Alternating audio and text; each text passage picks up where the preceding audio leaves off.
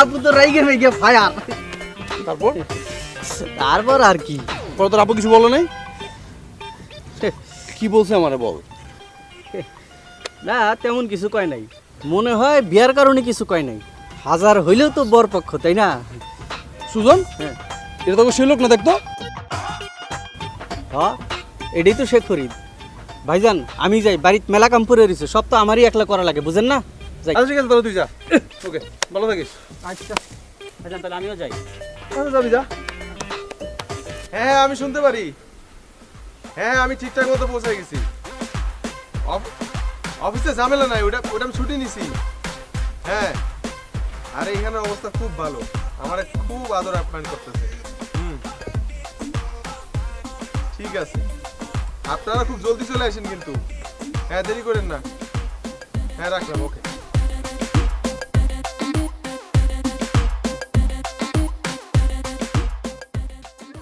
তালিকা একটা কথা কও তো, তোমার আপুর পছন্দের রংটা যেন কি? কার আপুর? আপুর তো সব রঙই পছন্দ। ও তবে হ্যাঁ, আপুর নীল রংটা একটু বেশি পছন্দ করে। তোমার আপুর পছন্দ অনেক ভালো, মাশাআল্লাহ। কি আমার পছন্দ বুঝি ভালো না?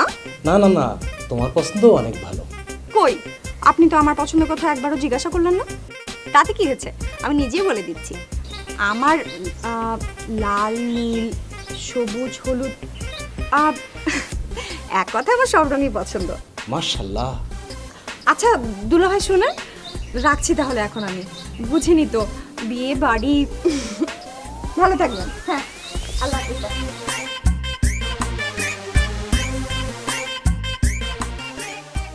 আপু জানো, দুলাভাই তোমার প্রিয় রঙের কথা জিজ্ঞাসা করলো, আর সাথে আমিও আমার প্রিয় রঙের কথা বলে দিলাম।